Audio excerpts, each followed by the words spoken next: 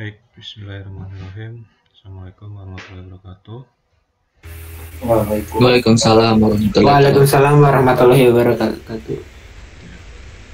Suara saya terdengar cukup jelas ya.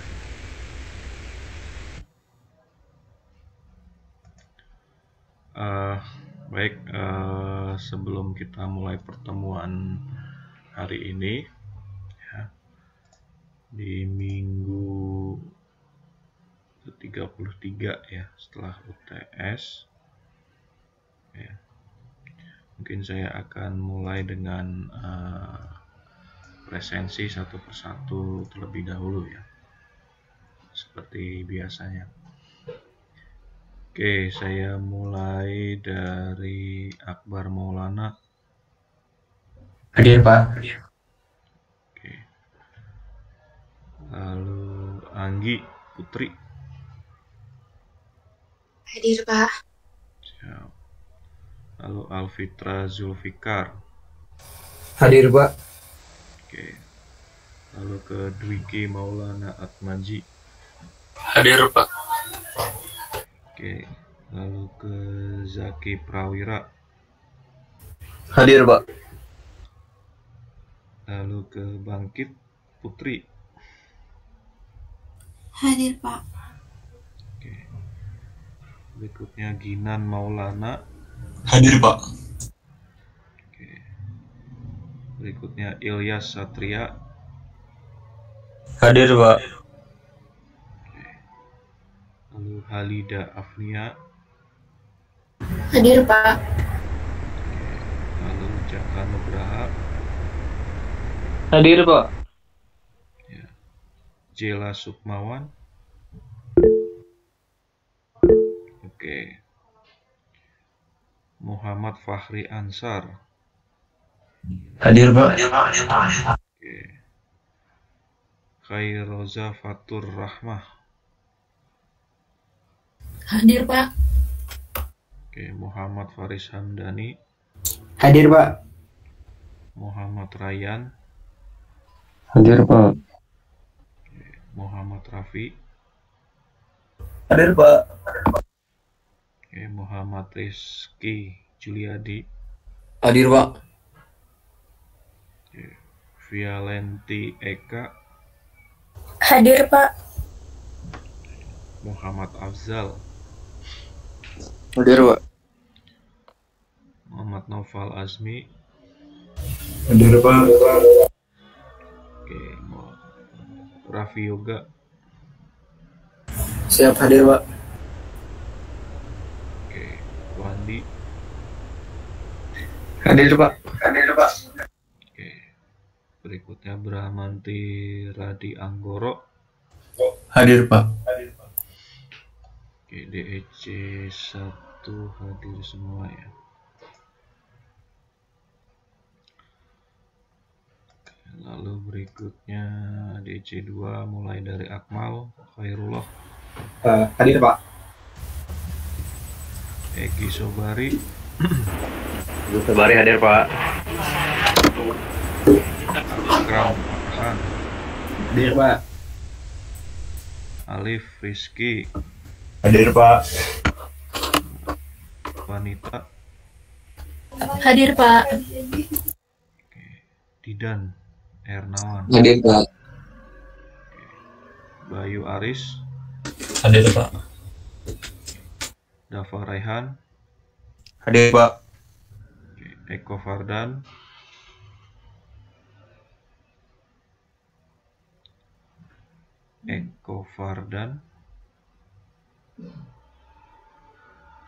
sekali lagi Eko Fardan belum respon.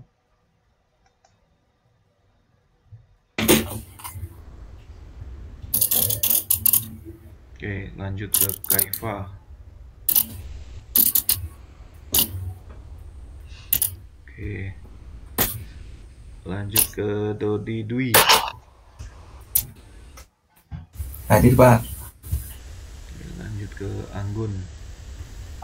Hadir Pak. Oke, Hilmi Anugrah. Hadir Pak. Oke, Jesman. Hadir Pak.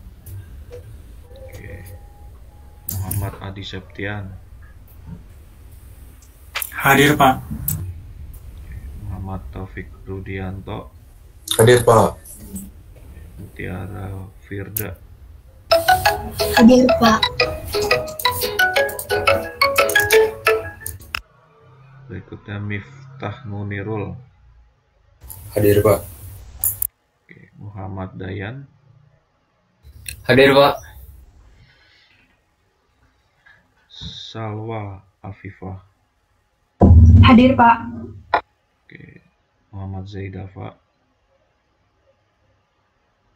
Hadir Pak. Oke, Ronald. Hadir Pak. Tadi sekali lagi Eko Fardan. Hadir Pak. Maaf Pak, tadi ke-mute Pak. Oh ya, siap. Oke ya, semuanya hadir. Sebentar ya.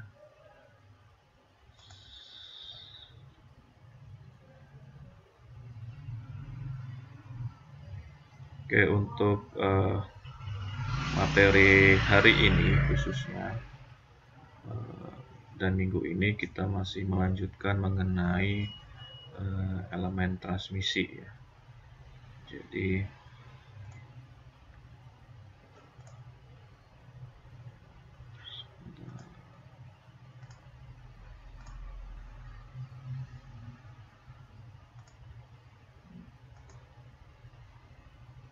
ya, jadi masih mengenai elemen transmisi ya. Karena kemarin kita baru sampai di roda gigi dan pelumas, kita akan bergeser untuk hari ini nanti kita akan membahas mengenai sabuk dan puli ya. Baru dilanjutkan dengan rantai dan sproket ya. Mudah-mudahan di minggu ini bisa selesai dengan sampai ke bagian 12 ya. Nanti coba kita lihat saja.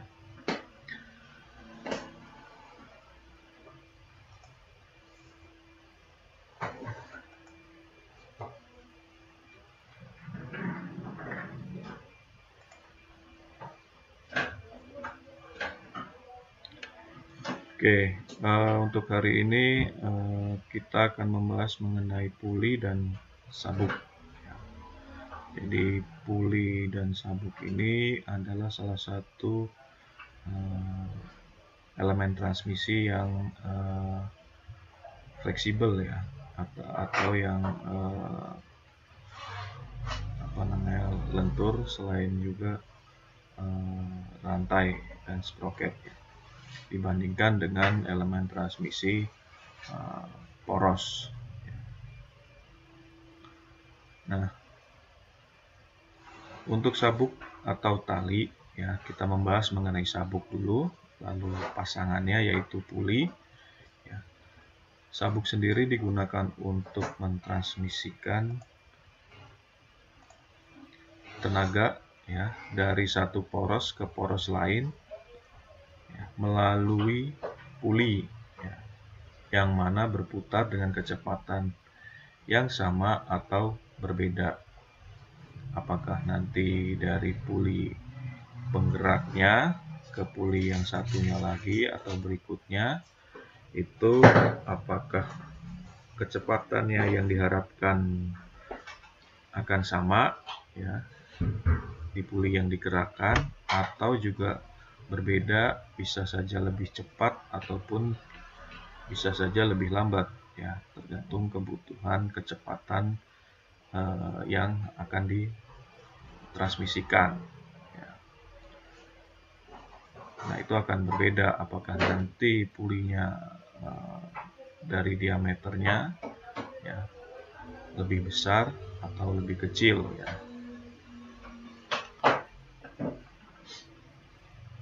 Lalu jumlah tenaga yang ditransmisikan tergantung dari beberapa faktor. Jumlah tenaga yang akan ditransmisikan dari sabuk dan puli ya. Yang pertama itu kecepatan pada sabuk.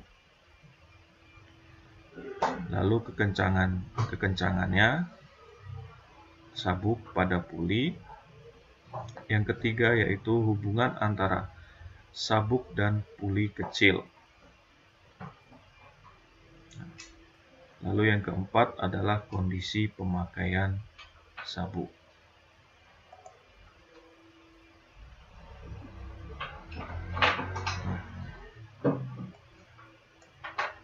Untuk jenis-jenis sabuk, yang pertama itu ada sabuk datar, ada sabuk V-belt, dan ada sabuk bundar atau tali.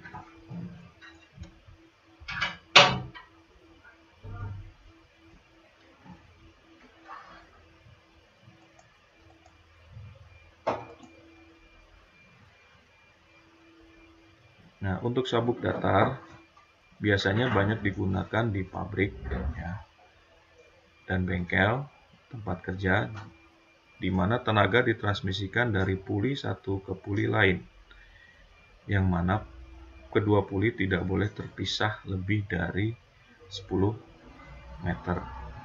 Jadi panjangnya ini dari pulinya, ya, puli satu ke puli yang lain itu tidak boleh lebih dari 10 meter. Jadi permukaannya untuk sabuk datar, baik di permukaan dalam maupun permukaan luar, ini datar ya, atau rata. Nah, contohnya bisa Anda lihat kira-kira bentuknya seperti ini. Dan pemasangannya pada motor atau puli di pabrik ya.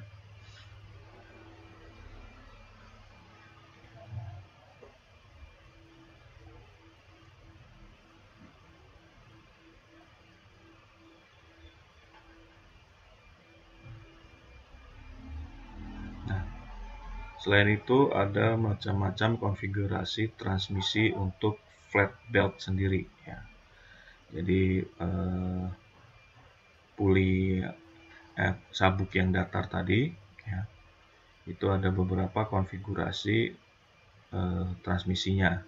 Yang pertama yaitu open belt drive. Nah, di sini digunakan untuk proses sejajar dan berputar dalam arah yang sama. Jadi kalau Anda lihat putaran dari yang penggeraknya dan puli yang digerakkan, ini arahnya akan sama. Pada bagian bawah sabuk, ya, sabuk yang bagian bawah ini biasanya pasti lebih tegang dibandingkan dengan bagian atas, ya, yang cenderung lebih kendor gitu ya, atau tidak lebih tegang dibandingkan yang bawah. Nah, ini karena di sini ada gaya putar ya yang menarik dari sabuknya, sabuk yang datar. Lalu ada juga bentuk yang konstruksinya yang cross or twist belt drive. Jadi dia bisa menyilang ya, atau seperti ini. Jadi untuk poros sejajar dan berputar berlawanan arah ya, karena belt saling bergesekan, maka belt menjadi cepat aus dan sobek. Jarak poros dibatasi maksimum 20 kali lebar belt dan kecepatan maksimumnya itu 20 meter per sekon. Jadi kalau kita mengharapkan dari puli yang bergerak ini dan yang digerakkan putarannya berbeda, bisa menggunakan konfigurasi seperti ini, cross or twist. Tetapi harus ada batasannya gitu ya. Jadi maksimum jarak dari poros yang satu dengan yang satunya lagi yang digerakkan itu 20 kali lebar belt. Nah, ini lebar beltnya berapa gitu kan. lebar bednya berapa tinggal dikalikan, yaitu maksimalnya jaraknya. Dan kecepatannya juga terbatas di 20 meter per sekon.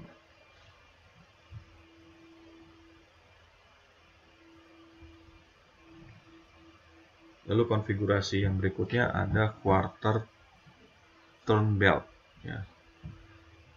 Nah, di sini untuk poros yang bersilangan, tegak lurus dan berputar dalam arah tertentu, di mana lebar puli harus lebih dari 1,4 kali lebar sabuk ya. Pulinya ya, atau ya ini bagian puli ini harus lebih besar 1,4 kali dibandingkan lebar sabuknya ya. Jadi kalau sabuknya lebarnya 10 mili, berarti ininya kurang lebih harus lebarnya 14, lebar permukaan yang kontaknya dengan sabuk ini harus 14 mili misalnya. Kira-kira bentuknya untuk quarter turn belt ini seperti ini. Yang A ini ya. Nah, ada juga dengan konfigurasi yang menggunakan idler ya. Belt drive dengan idler puli ya. Nah, ini digunakan untuk memperbesar sudut kontak jika jarak poros cukup panjang ya. Jadi diharapkan bagian bawah sabuk ini kan harus tadi tegang ya. Nah, kalau jaraknya panjang tadi seperti yang sekitar 20 meter ya. Nah, ini menggunakan tambahan puli, yaitu puli idler. Nah, puli idler ini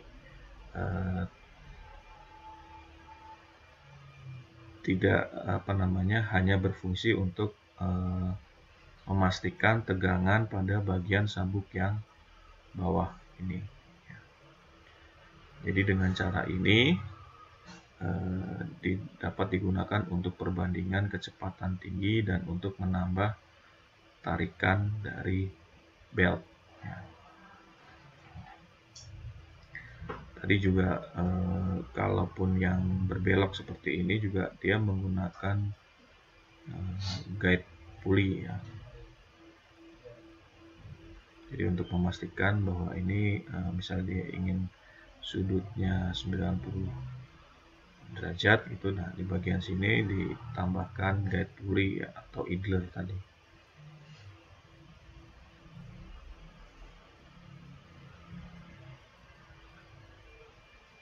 Nah, konfigurasi berikutnya yaitu fast and loose pulley drive. Di sini digunakan jika poros yang digerakkan dapat dihentikan atau diputar. Ya.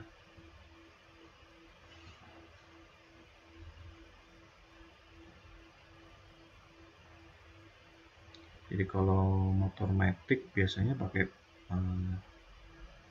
sejenis ini ya. Jadi bisa apa istilahnya, sabuknya itu bisa mengembang pulinya ya, atau bisa mengecil ya saat putaran gas dibuka dia akan mengembang gitu ya.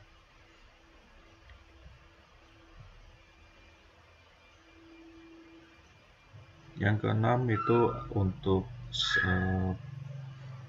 sabuk datar, itu ada konfigurasinya yaitu step or cone pulley drive ya. Konstruksinya kurang lebih seperti ini ya. Digunakan untuk mengubah kecepatan putaran poros yang digerakkan sementara putaran poros penggerak tetap ya. Ini kalau Anda pakai mesin di bawah itu mesin bubut gitu ya. Nah, ini ada pengaturan kecepatan ya. Jadi dipindahkan, jadi awalnya itu dikendorkan gitu kan. Jadi yang puli yang digerakkan ini dikendorkan, lalu dipindahkan, lalu dikencangkan kembali. Nah, ini harapannya apakah ingin mempercepat atau ingin memperlambat, ya, sesuai dengan kebutuhan putaran kecepatannya. Jadi bisa digeser-geser untuk sabuknya, mau ke puli yang lebih besar ataupun yang lebih kecil diameternya. Nah, ini kurang lebih gambaran dari flat belt, ya, atau sabuk datar. Nah, setelah dari sabuk datar, yang berikutnya ada yang namanya V-belt, ya. V-belt ini banyak digunakan di mesin-mesin, ya, di bengkel atau di pabrik, yang mana baik digunakan untuk mentransmisikan, ya, sama fungsinya untuk mentransmisikan tenaga dari puli satu ke puli yang lain, di mana kedua puli sangat dekat atau berdekatan satu sama lainnya.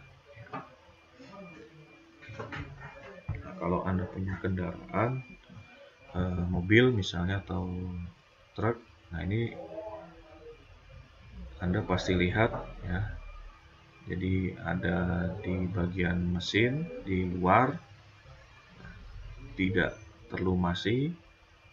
Nah, di situ ada belt, ya. Baik itu beltnya ini memanfaatkan putaran dari mesin untuk menggerakkan, misalnya ini ada puli, misalnya ini puli power steering atau puli untuk menggerakkan AC. Nah, itu dia menggunakan V-belt ini. Nah, kalau tadi bentuk pulinya datar, ini yang dinamakan puli, ya. Pulinya datar, itu menggunakan sabuknya sabuk yang datar. Tetapi kalau untuk puli V-belt, nah ini semacam ada alurnya V, ini ya bentuknya. Jadi dia agak cekung seperti ini, ya, bagian pulinya. Jadi kontak permukaannya itu, ya, permukaannya ini, setiap permukaan pada bentuk sabuk ini diharapkan kontak ke bagian pulinya ini. Kalau tadi kan kontaknya hanya di bagian bawahnya atau datarnya, gitu ya. Tapi kalau ini diharapkan lebih luas lagi, memanfaatkan sisi-sisinya dan bawahnya. Nah, ini kurang jelas, nanti saya coba tampilkan atau berikan yang lebih jelas lagi, ya. Ini ukuran penampang dari V-belt, ya. Ada tipe A, B, C, D sampai E. Tinggal ukuran perbandingan dari permukaan kontak dengan permukaan yang atas, dan ketinggiannya berapa. Nah, ini sudah ada standarnya juga. Kurang lebih gambarannya seperti ini jika V-belt terpasang pada puli, ya. Jadi diharapkan ada kontak permukaan dari sisi-sisinya, ya, dibandingkan kalau yang tadi yang datar hanya pada bagian bawahnya saja.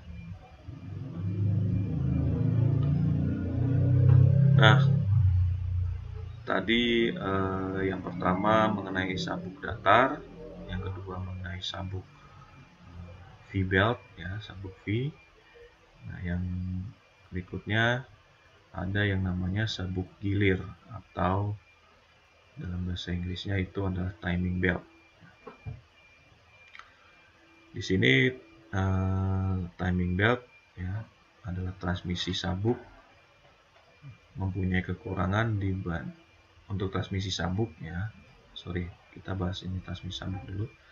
Transmisi sabuk mempunyai kekurangan dibandingkan dengan transmisi rantai dan roda gigi ya. Kenapa? Karena biasanya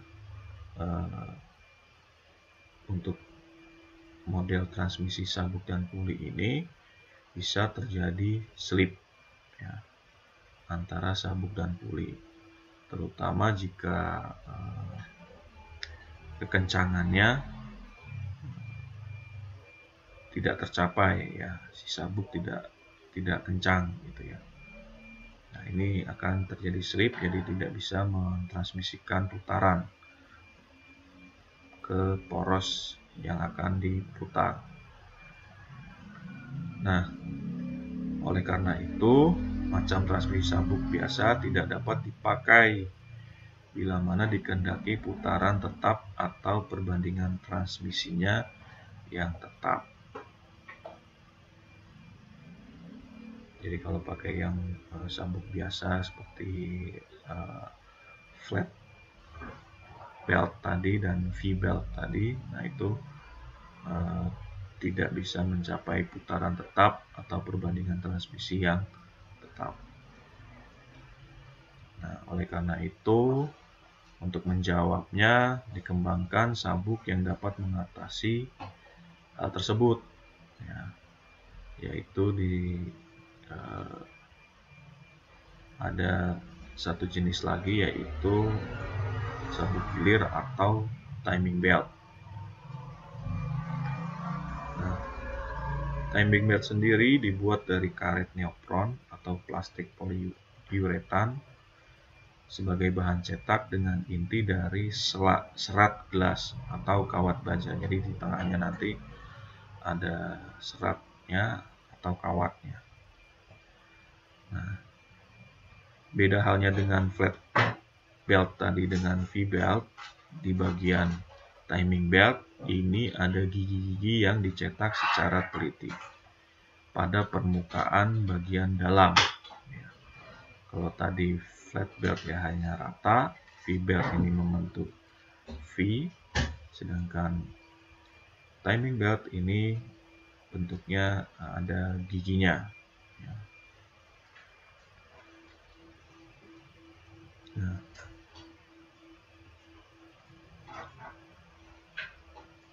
untuk menghindari slip tadi, ya, makanya timing belt ini atau sabuk gilir itu terdapat gigi ya, yang fungsinya menyerupai dengan transmisi roda gigi atau rantai.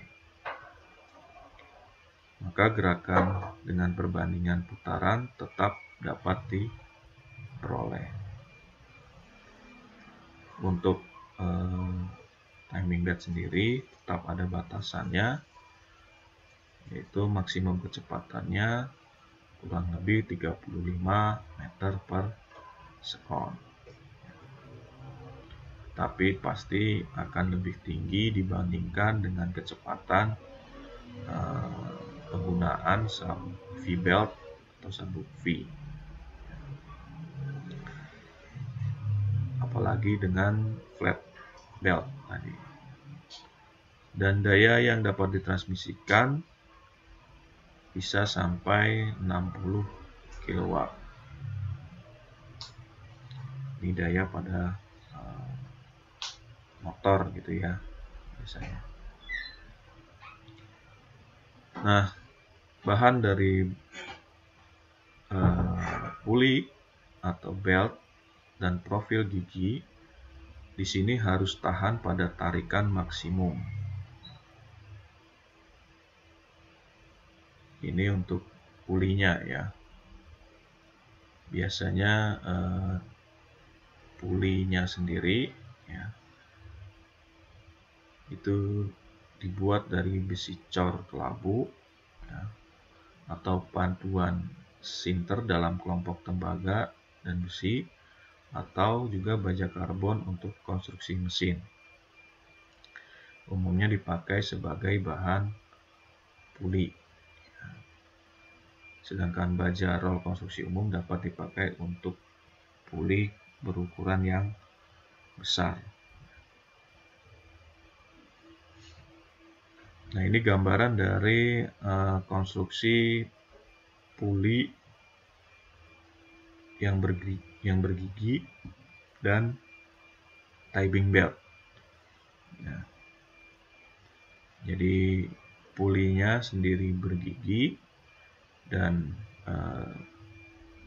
beltnya sendiri juga bergigi. Ya. Jadi kalau Anda nanti di pasaran menyebutkan timing belt, berarti belt yang bergigi.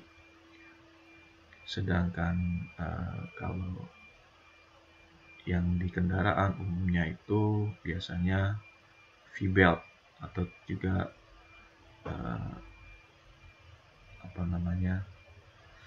flat belt. Ya.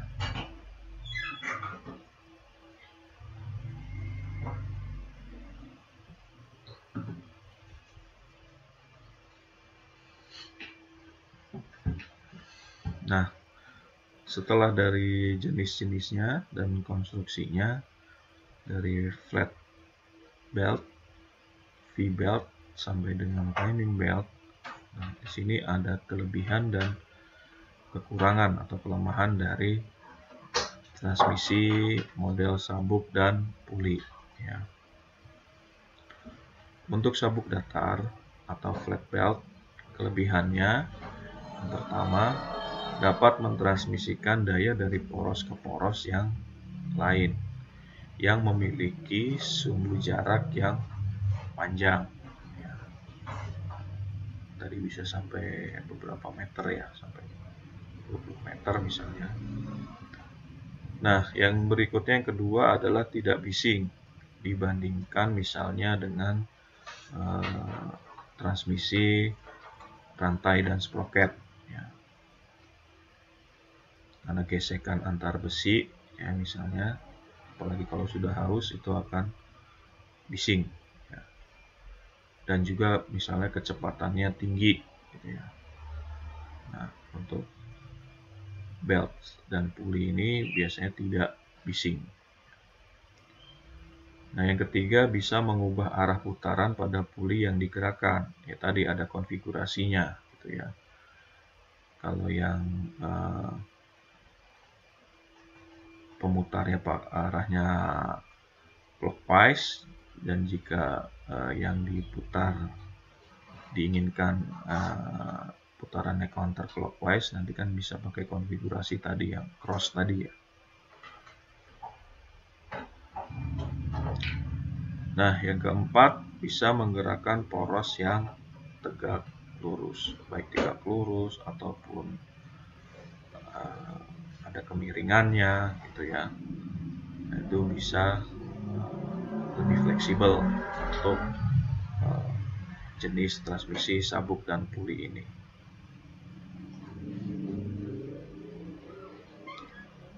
Nah, selain dari kelebihan juga pasti ada kekurangannya atau kelemahannya.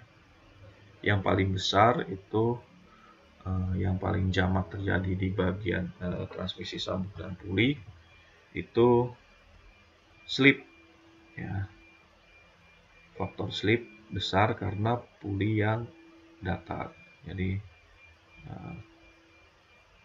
apalagi kalau sudah ada terkontaminasi debu atau terkontaminasi minyak, gitu ya. Jadi permukaannya tidak keset lagi, ataupun juga tadi sudah tidak kencang, gitu ya. Nah, ini akan bisa menyebabkan slip. Lalu berikutnya kecepatan yang ditransmisikan tidak lebih besar. Dan yang ketiga, tidak bisa bekerja di tempat berminyak dan kotor. Ya, ini tadi sudah saya bilang di faktor yang pertama, bisa menyebabkan slip. Ya. Jadi untuk sabuk dan puli ini, ya, dia memanfaatkan gesekan atau kontak antara sabuk dan puli.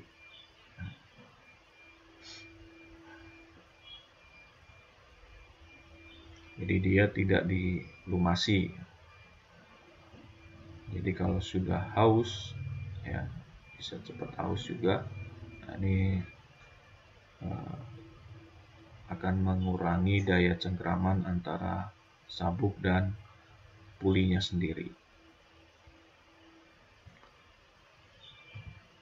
Tadi untuk jenis flat belt, sedangkan untuk sabuk V-belt ini juga ada kelebihan dan kekurangannya. Ya. Umum dapat mentransmisikan daya yang lebih besar dibandingkan dengan flat belt tadi. Ya. Lalu yang berikutnya dalam pemakaian beberapa sabuk, kondisi sabuk sama, tidak bisa digunakan untuk berubah putaran. Ini harusnya masuknya ke bagian kekurangan. Kelemahannya faktor slip besar, masih sama antara V-belt dengan flat belt. Nah, ini kecepatannya tidak besar, tidak dapat meneruskan putaran dengan perbandingan yang tepat. Ya, biasanya puli yang bergerak dengan yang digerakkan ini ukurannya, diameternya sama. Ya. Lalu yang keempat, tidak dapat bekerja pada tempat berminyak dan kotor. Ya, ini umum, ya, berpengaruh pada sabuk dan puli. Nah, untuk sabuk gilir ataupun timing belt ini lebih baik, ya. Tetapi pasti ada juga kekurangannya. Untuk kelebihannya, yang pertama itu dapat memindahkan daya yang konstan karena tadi ada gigi, ya, dikonstruksikan mirip dengan rantai dan sprocket, ya. Jadi karena kontaknya itu antara gigi dan beltnya tadi sudah dikondisikan, ya. Jadi daya yang dipindahkan itu akan konstan. Lalu faktor koefisien gesek yang tinggi karena permukaan gesek pada puli yang cukup besar. Ya. Jadi bagian yang gigi maupun lembahnya itu juga akan kontak ke puli, ya, bagian gigi dan lembahnya dari sabuk tadi akan kontak pada puli. Jadi paling besar kontak geseknya. Jadi faktor, nanti ada perhitungannya, faktor koefisien geseknya ini akan lebih besar dibandingkan dengan dua yang tadi. Lalu yang ketiga, dapat digunakan pada kecepatan yang tinggi daripada sabuk V ataupun sabuk rata atau flat belt tadi.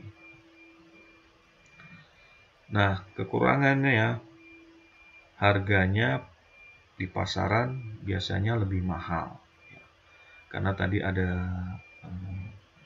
lapisan tambahan, ya, baik kawat ataupun sejenis serat itu di tengahnya atau di tengah atau di bagian lapisan si beltnya.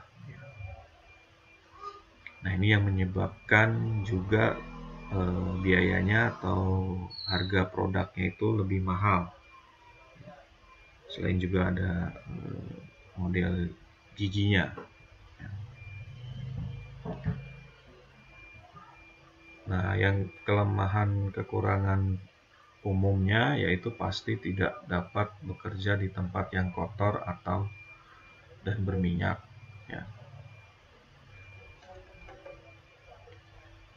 Nah, selain itu juga untuk belt sendiri juga ada masa pakainya ya. Biasanya karena ini bahannya karet atau poliuretan ya, karena makin lama tegang dan bergesek, ini juga akan lama-kelamaan getas ya, atau retak gitu ya. Jadi beresiko untuk terjadinya putus ya. Jadi kalau sudah terlihat permukaannya retak atau keras, nah ini sudah waktunya untuk diganti. Itu kalau dilihatnya secara visual, atau juga kadang ada keterangan masa pakainya, misalnya setiap 10.000 km itu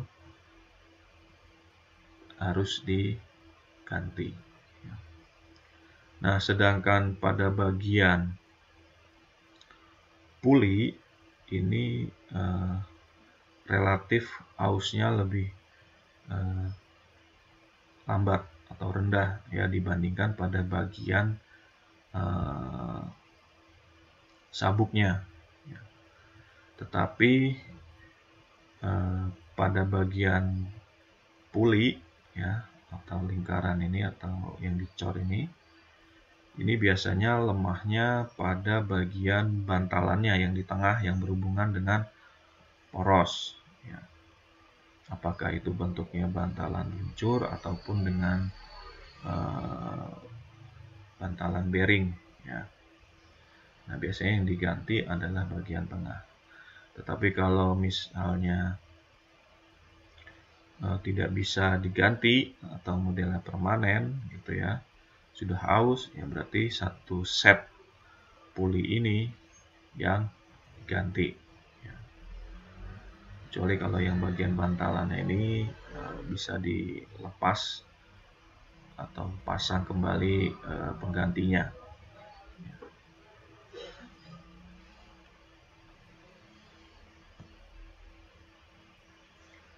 Nah, ini ada yang berikutnya adalah sabuk bundar, di mana sabuk bundar atau tali banyak digunakan juga pada mesin-mesin di bengkel atau pabrik, di mana tenaga ditransmisikan dari puli satu ke puli yang lainnya, yang mana kedua puli tidak boleh terpisah lebih dari 5 meter. Nah, ini pendek ya. Biasanya pada konstruksi-konstruksi putaran konstruksi ringan ya, tidak memerlukan daya yang besar yang ditransmisikan. Misalnya pada bagian-bagian otomasi atau robotik yang ringan ya. Ini bisa menggunakan sabuk jenis sabuk bundar. Pulinya sendiri juga permukaannya cenderungnya lebih membentuk setengah lingkaran ya, dibandingkan dengan yang V-belt tadi. V-belt kan cenderungnya lebih bentuknya V. Ini untuk sabuk jenis sabuk bundar. Nah, keterangan yang perlu diingat adalah jaraknya antara puli tidak lebih dari 5 meter. Kalau yang flat belt tadi kan bisa 20 meter. Kalau mau lebih dengan menggunakan idler ya. Kalau mau lebih kencang lagi atau lebih daya yang lebih ditransmisikan itu bisa menggunakan model V-belt, atau yang ingin konstan ya, kontaknya juga konstan, perpindahannya juga konstan, itu juga bisa menggunakan tadi timing belt ya. Tergantung Anda mendesain atau merancang. Anda akan mentransmisikan daya putar kemana gitu ya. Apakah pilihannya nantinya transmisinya bisa menggunakan poros, kopling itu, atau dengan sabuk dan puli, atau juga menggunakan rantai dan sprocket. Ini tergantung dari tadi kriteria tadi yang ingin dicapai itu apa gitu ya.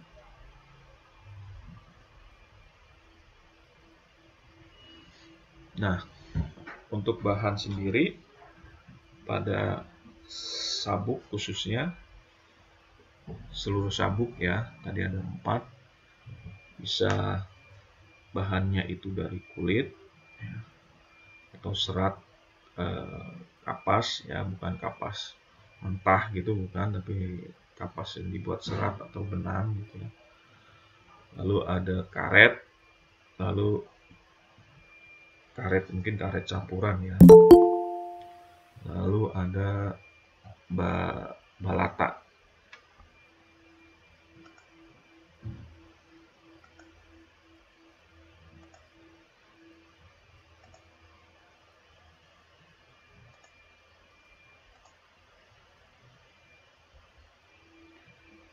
Nah, untuk jenis bahannya sabuk kulit, bahan yang paling utama untuk sabuk datar adalah kulit. Sabuk kulit dibuat dari 1-2 meter sampai atau 1,5 meter potongan dari bagian sisi. Ini menggunakan kulit dari sapi biasanya. Bagian sisi kulit lebih keras dan lebih lembut dibandingkan sisi daging ya. Bagian dalam ya, bagian luar lebih keras, tetapi sisi daging lebih kuat ya. Nah, serat pada sisi kulit tegak lurus kepada permukaan, sedangkan sisi kilat pada itu adalah interwoven dan paralel kepada permukaan kulit. Maaf, izin Pak. Halo? Buat share screen-nya emang nggak ada. Oh, sebentar. Tadi sempat keluar. Sebentar.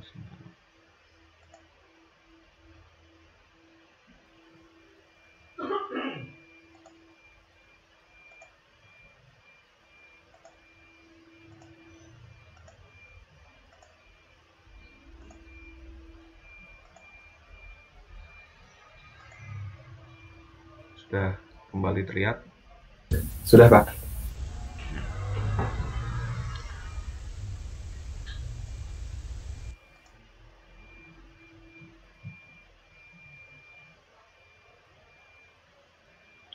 Nah, kalau menggunakan bahan kulit ya, khususnya untuk flat belt atau sabuk rata ya, ini mempertimbangkan pada bagian kulit yang berambut atau luar ya,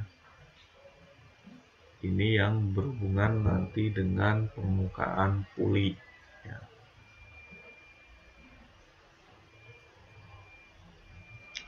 Nah, ini hubungannya nanti akan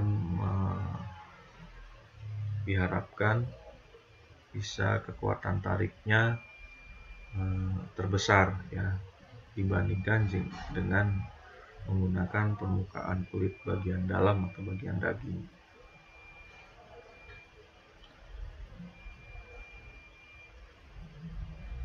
Nah, tapi tegangannya kenapa dibalik juga?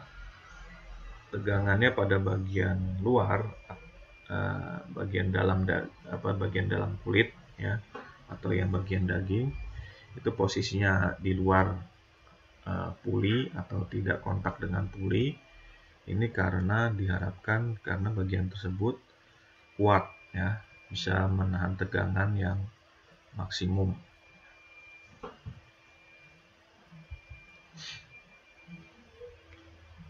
Nah, sedangkan yang berikutnya itu adalah dengan sabuk kapas.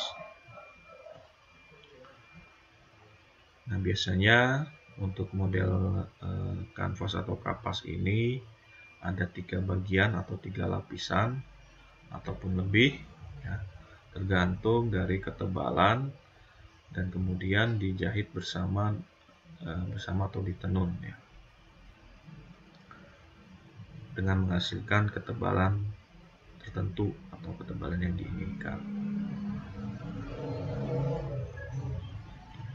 Nah, di sini sabuk untuk jenis kapas ini biasanya dilapisi juga oleh semacam minyak, ya. Ini diharapkan untuk si sabuknya nanti bisa tahan air, karena kapas sendiri ini kan sifatnya bisa menyerap, ya. menyerap air. Nah, tapi ini karena kapas biasanya digunakan umumnya di daerah-daerah yang iklimnya hangat, ya, atau tidak lembab, gitu ya.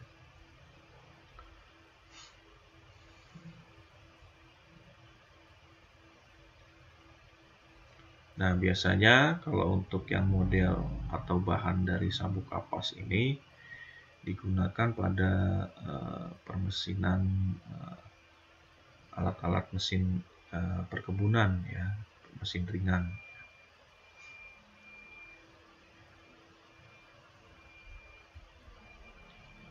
Lalu untuk yang berikutnya, kalau dibuat dari bahannya karet. Nah, biasanya komposisinya selain karet juga mempunyai lapisan, ya. Lapisan tertentu, misalnya tadi kalau di timing belt itu ditambahkan serat atau kawat. Nah, untuk karet sendiri ini memang sangat fleksibel, ya, tetapi lebih cepat terpengaruh, ya, oleh panas ataupun minyak ataupun pelumas, gitu ya. Jadi kalau kontak dengan permukaan kan berputar pasti akan menimbulkan panas, ataupun minyak berarti kan ada sifat-sifat dari minyak sendiri yang misalnya mengkorosikan atau membuat si karet menjadi keras ataupun getas. Tapi itu kan tergantung dari lingkungan kerja yang kita kondisikan, gitu. Untuk melindungi dari konstruksi V-belt ini.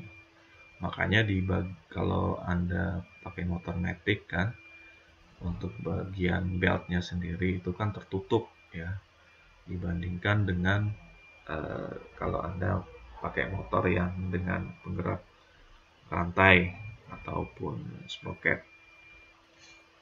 Nah, dia fungsinya memang tutupnya itu untuk melindungi belt tadi dan puli dari kotoran ataupun minyak, gitu, ataupun air, gitu ya.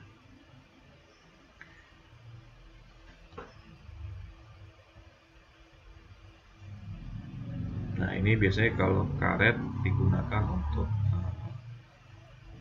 mesin-mesin pada ya lebih banyak, ya, lebih umum, ya, mesin-mesin baik yang di fabrikasi, ya, di industri ataupun mesin-mesin besar lainnya, gitu ya. Dan bisa dikondisikan pada lingkungan yang lebih lembab, ya, dibandingkan dengan yang kapas tadi. Nah, yang berikutnya jenis sabuk yang dibuat dari bahan balata. Nah, ini biasanya berupa sabuk karet atau getah yang digunakan sebagai pengganti dari karet. Nah, jenis ini dia lebih tahan terhadap lingkungan ataupun cairan asam dan air dan tidak rusak oleh minyak ya, atau pelumas. Sabuk tidak boleh melebihi dari lingkungan kerja 40 derajat Celcius karena sabuk ini pada kondisi tersebut akan mengalami perubahan struktur ya, akan menjadi lebih lembek atau menjadi lengket gitu ya. Jadi kalau lengket ya akan pengaruh pada permukaan kontak dengan puli. Tetapi untuk jenis ini juga atau balata itu kekuatannya 25% lebih tinggi dibandingkan dengan sabuk karet.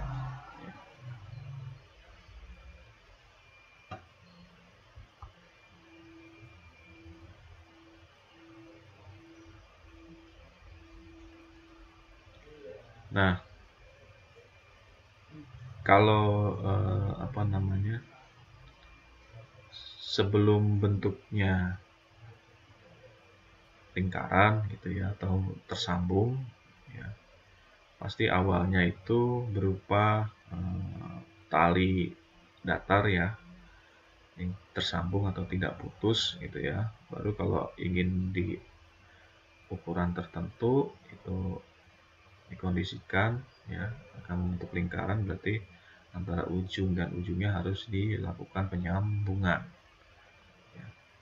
Jadi jenis-jenisnya sendiri untuk penyambungan sabuk itu ada 3, yaitu sambungan tanam, sambungan yang diikat, dan sambungan yang dapat berputar. Nah, jenis-jenis sambungan tersebut itu akan menghasilkan efisiensi dari sabuk.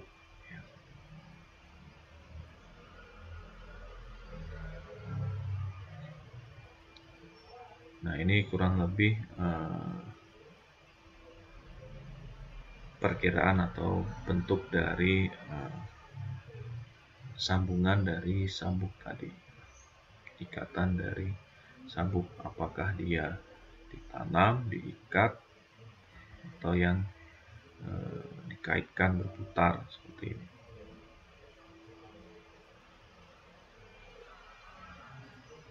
Nah, ini kan seperti ditanam ya, lalu diputar, dikaitkan ya, atau diikat. Itu untuk mengenai sabuk ya, mengenai sabuk. Nah, yang berikutnya adalah pasangan dari sabuk ya, yaitu yang dinamakan puli atau tulisan Inggrisnya pulley gitu ya. Nah, puli sendiri bisa dikatakan sebagai alat mekanis yang digunakan untuk menjalankan suatu kekuatan alur yang berfungsi mengantarkan suatu daya. Dayanya yang dipindahkan lewat sabuk tadi. Digunakan untuk mengubah arah dari gaya yang diberikan, mengirimkan gerak rotasi, memberikan keuntungan mekanis apabila digunakan pada kendaraan yang bergerak atau motor yang bergerak, mesin motor gitu. Nah, nanti kita akan membahas puli sendiri, itu dari tipe, pembuatan, dan fungsinya. Nah, tipe puli sendiri ya ada 5, yaitu puli tipe V, ini dengan tadi V-belt pasangannya, lalu idler ya ini pengarah ya. Lalu puli tensioner ini yang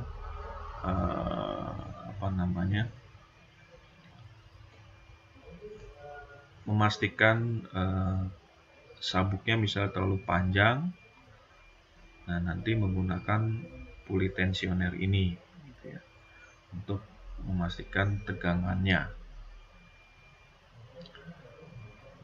Lalu ada juga variabel speed puli tadi ya, kondisinya tadi seperti yang bersusun tadi. Jadi kalau ingin memindahkan konfigurasinya dari puli pemutar dengan yang diputar, bisa dipindah-pindah. Nah, ini variabel speed puli. Lalu ada puli yang terakhir, ada puli yang bergigi ya, hubungannya dengan timing atau sabuk tadi gilar ya, atau timing belt. Ini pulinya puli timing atau puli bergigi.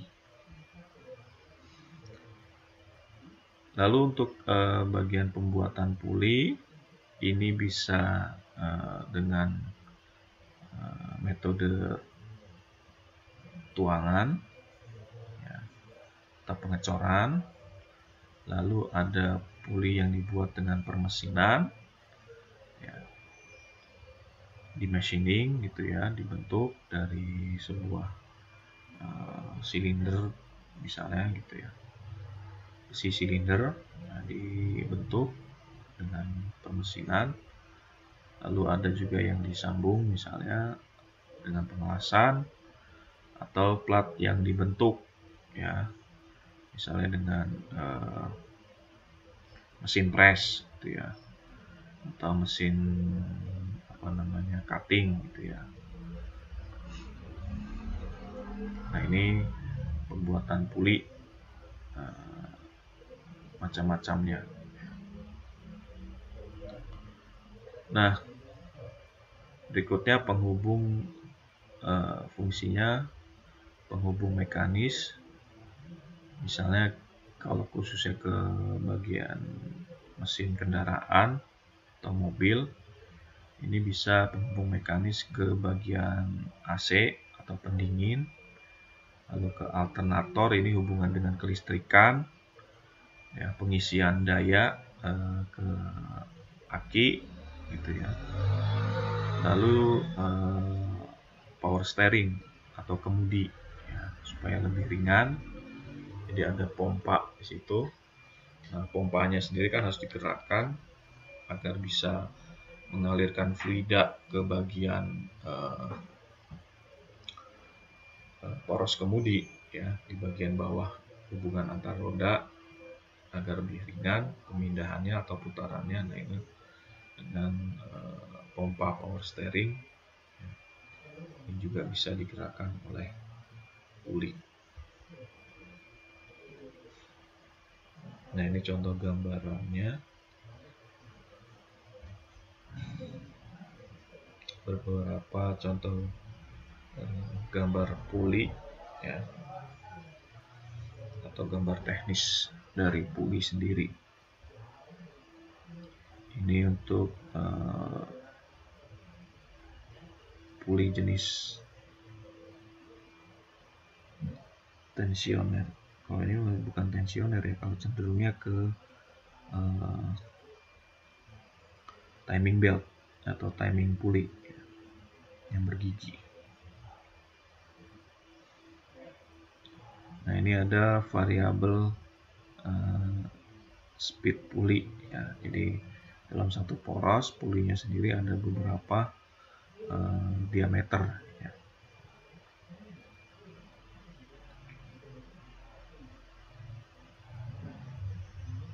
Logikanya kan kalau misalnya pulinya yang sebagai penggerak misalnya 10, diameternya 10 gitu ya. Nah, sedangkan ingin mencapai kecepatan putaran tinggi, berarti kita harus ke kira-kira puli yang lebih kecil atau lebih besar kalau putaran tinggi yang diharapkan. Kira-kira apa? Halo? Lebih kecil, Pak. Yang diameternya lebih kecil ya. Jadi kalau diameternya lebih kecil, dia kan dalam satu radian atau satu putaran itu akan lebih singkat ya dibandingkan dengan puli penggerak yang lebih besar. Nah, kebalikannya juga kalau ingin putarannya lebih lambat, berarti kita puli yang digerakkan itu akan lebih besar dibandingkan dengan puli yang bergerak atau penggerak. Logikanya seperti itu. Nah, ini pada konstruksi motor matic ya. Konstruksi motor matic. Nah, di dalamnya ini kan menggunakan timing pulley.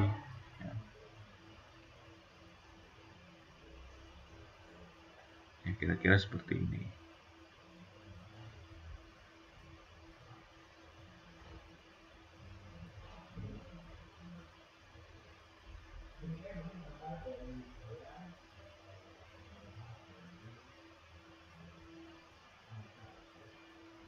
Ini Honda Multimatic Step Gear Ratio Mechanism.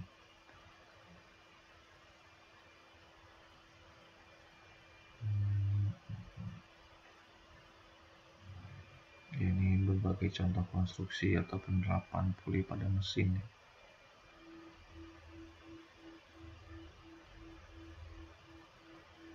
Ini sepertinya bukan conveyor ini. Ini conveyor bukan?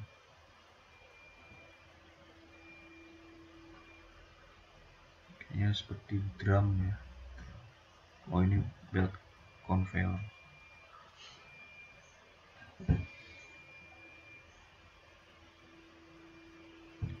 Kalau konstruksi conveyor sendiri juga yang lebarnya sendiri itu juga menggunakan puli ya istilahnya.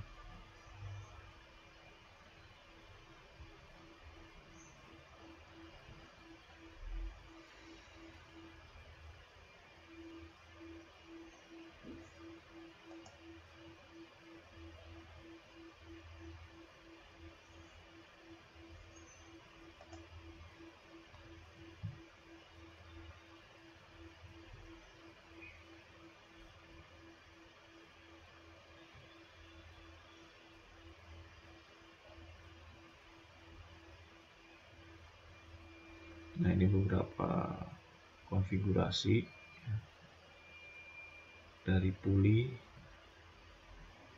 dan belt. Ya. Ini puli yang bergerak. Ya, kalau mau lebih kencang gitu kan, atau lebih putarannya lebih cepat, ini konfigurasinya apakah lebih besar ataupun lebih kecil. Nah, ini beberapa jenis bentukan dari V-belt ya. Jenis-jenisnya. Jadi V-beltnya ada juga yang V-belt seperti ini ya, V-rib ya.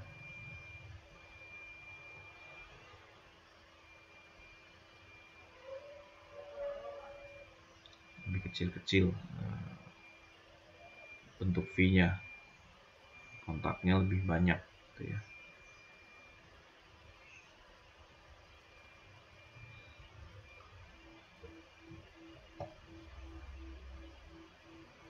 Ini juga beberapa jenis, nanti Anda bisa lihat. Ini synchronous belt atau tadi timing belt ya yang bergigi. Ini V-belt, oh ya tadi ya ukuran V-belt ya. Dimensinya ya kurang lebih seperti ini. Ini satuannya masih inch.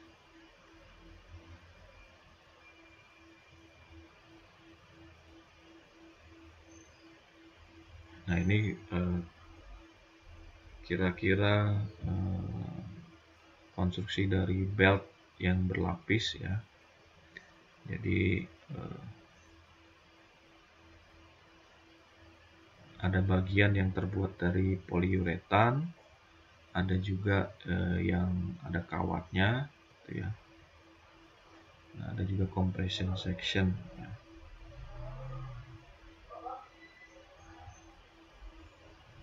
Bagian yang kontak.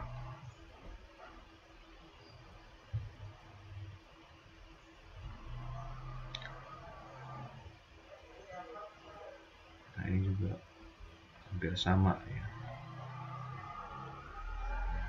Pasti bagian tengahnya ini diberi misalnya untuk kekuatan atau lebih kuat atau tidak mudah getas, itu ditambahkan serat atau kawat di tengahnya ini.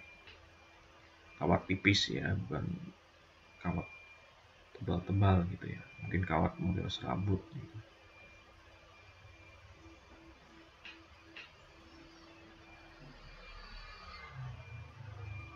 Ya, lebih kurangnya juga seperti ini.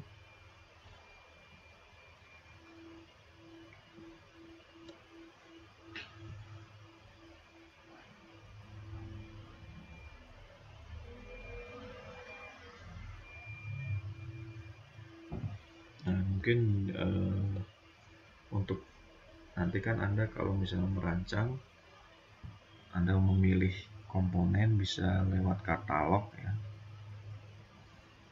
Katalog yang dikeluarkan oleh produsen pembuat ya. Mungkin akan berbeda-beda jenisnya, materialnya, ataupun juga dimensinya.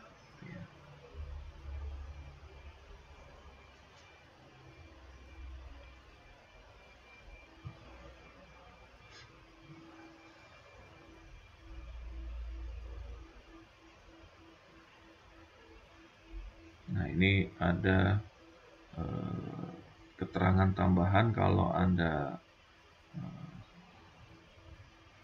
mencari belt gitu ya.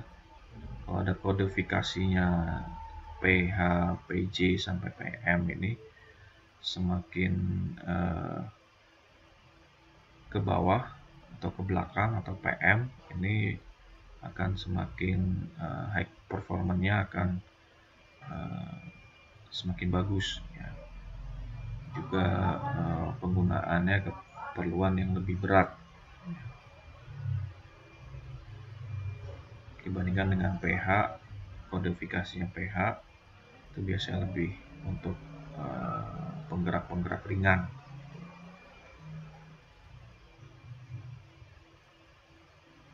Nah, ini juga ada pengaruhnya ke dimensi atau ukurannya ya. Ini tadi karena lebih fleksibel dibandingkan dengan rantai, jadi si belt sendiri itu akan lebih mudah ya penempatannya ya. Jika diinginkan konstruksi-konstruksi yang agak membutuhkan sudut, itu bisa menggunakan belt dan puli ini.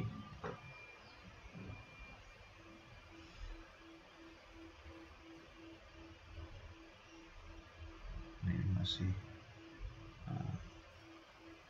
konfigurasinya ya. Tapi kalau sebisa mungkin lurus, ya ini akan mempengaruhi pada tadi ya, slip, ketegangan. Jadi usia pakai dari beltnya sendiri. Ya, kalau tidak bisa lurus, konstruksi mesin yang Anda rancang nanti ya bisa menyesuaikan gitu, si belt dan puli. Nah, ini contohnya. Ini bayangannya seperti mesin bubut ya, karena ada model caknya seperti ini ya, berputar.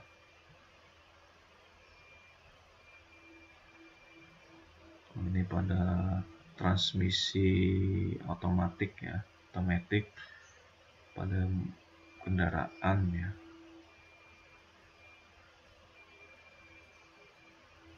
Nah, ini bentuk V-belt, bukan timing belt ya. Kalau timing belt giginya itu bentuknya melebar ya, melebar di beltnya ya, gigi-giginya itu melebar.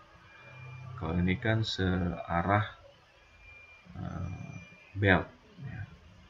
Cuman ada beberapa V-belt gitu ya. Jadi ini V-belt yang ada beberapa bentukan, tidak hanya satu ya. Kalau timing belt itu bentuk giginya melebar ya, terhadap beltnya sendiri.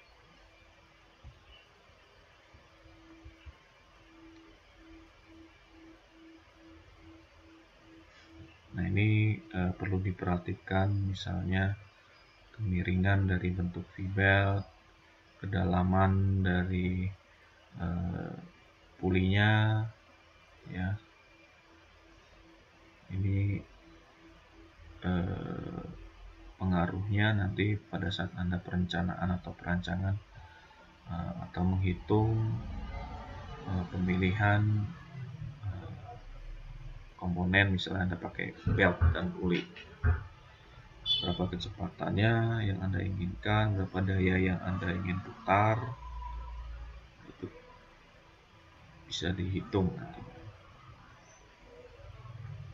Nah, ini ya jenis yang tadi, ini bisa dikatakan V-belt ya. Kalau ini rata, permukaan atas sama bawahnya sama, ini jadi flat belt. Ini V-belt dengan beberapa gigi. Nah, kalau ini timing belt, bentuknya kira-kira seperti ini.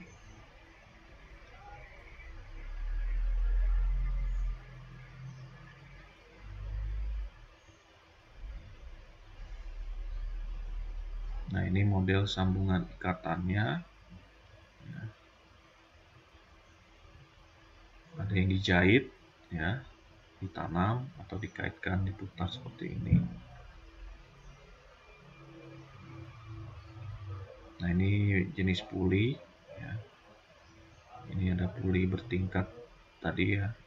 Kalau dipindahkan ingin kecepatannya yang disesuaikan, model pulinya seperti itu. Nah, ini bermacam-macam jenis puli ya, baik yang V maupun yang flat.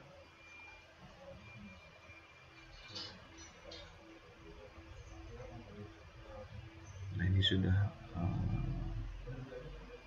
ada jenis yang baru lagi atau bertransformasi ya. Kira-kira seperti ini.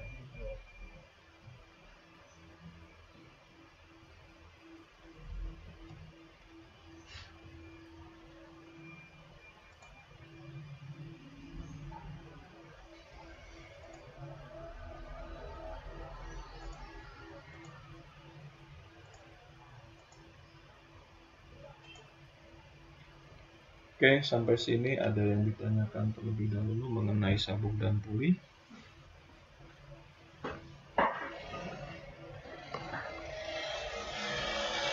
Halo?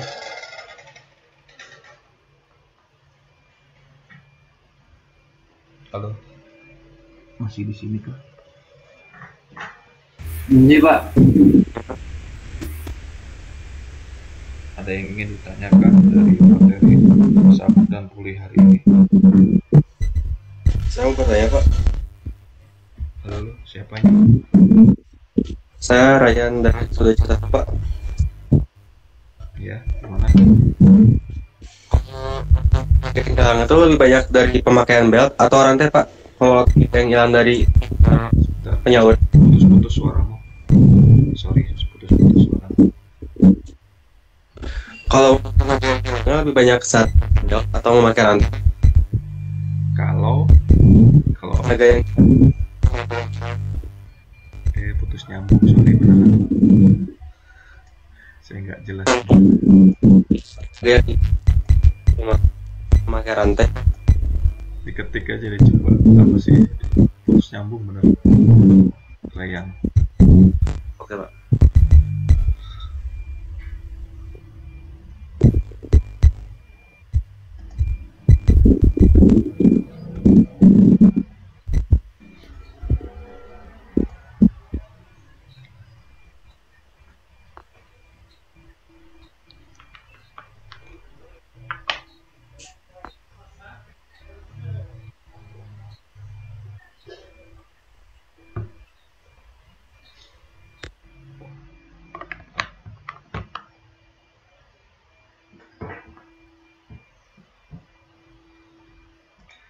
Oke, untuk tenaga yang hilang dari mesin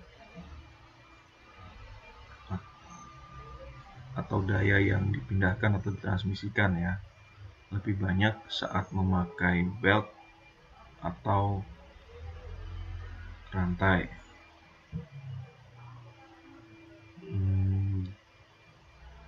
Daya yang atau tenaga yang hilang dari mesin ya.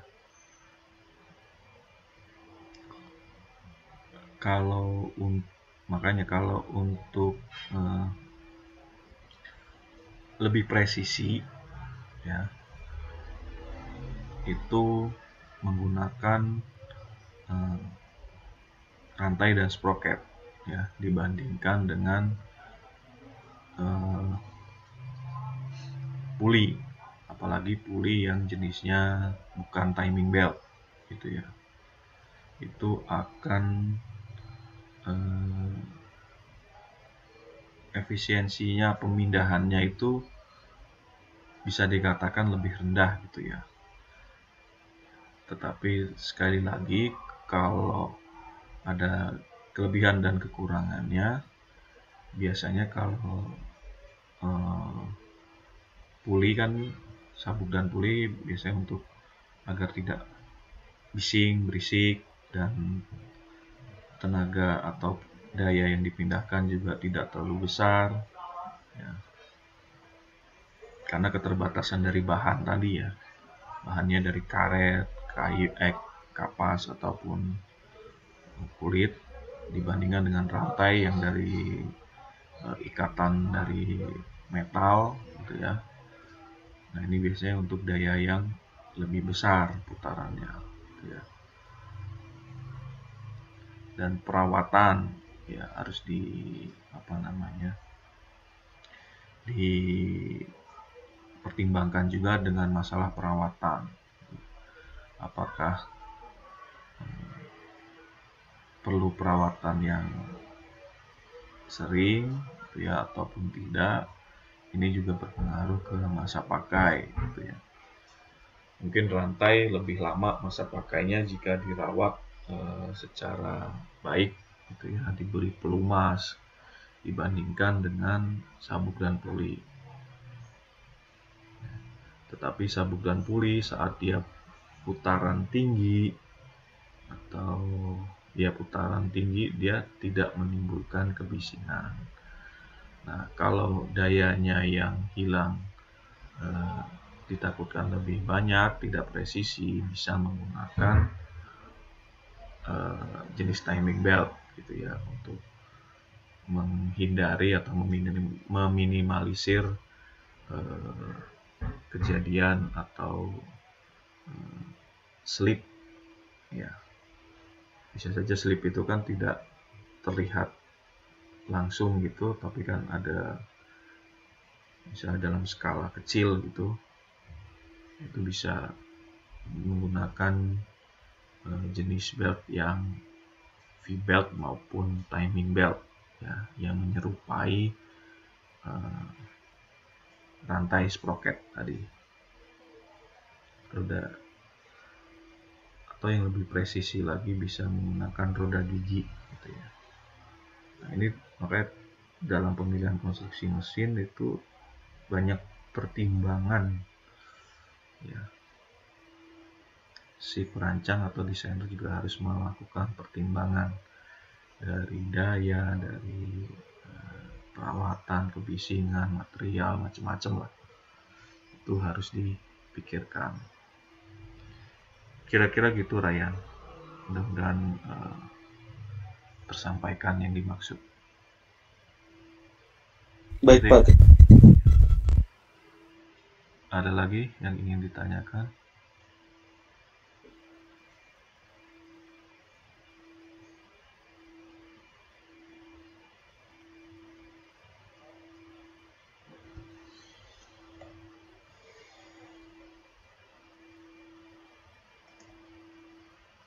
Sepertinya cukup, Pak. Baik, kalau dirasa masih cukup, ya, mungkin nanti Anda bisa pelajari kembali materi ini nanti Anda bisa lihat akan saya tampilkan atau unggah di Google Classroom ya untuk materi hari ini sabuk dan puli. Ya. Jadi mungkin kalau tidak ada pertanyaan lagi, pertemuan saya percepat ya, karena saya ada agenda lain. Jadi nanti Anda bisa pelajari kembali sendiri. Dan materinya akan kita lanjutkan untuk materi berikutnya besok, yaitu mengenai rantai dan sprocket, atau bisa dua materi sekaligus dengan kopling dan clutch gitu ya. Jadi sebelum sampai dengan UAS nanti kita hanya tersisa 2 minggu pertemuan ini ya, minggu ini dan minggu ke-36. Oke, di minggu ke-36 mungkin kita akan membahas mengenai beberapa perhitungan atau dasar ya, tidak semua, atau pengenalan gaya yang terjadi pada elemen mesin ya, dan juga perhitungan mengenai pada elemen pengikat ya, hanya pada elemen pengikat. Nanti kalau untuk perhitungan bagaimana pemilihan pada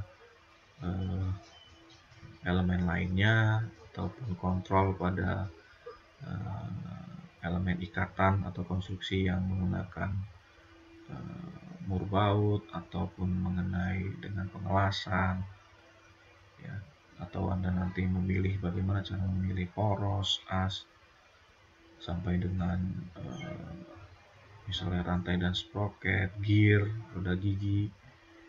Nah, itu ada mata kuliah khusus ya, mata kuliah selanjutnya, yaitu perancangan elemen mesin ya. Berbeda dengan mata kuliah yang saat ini cenderung kepada bagian pengenalan ya, pengenalan pada elemen mesin. Jadi nanti Anda bisa lihat materi hari ini di Google Classroom, lebih kurangnya seperti itu. Gitu ya kira-kira.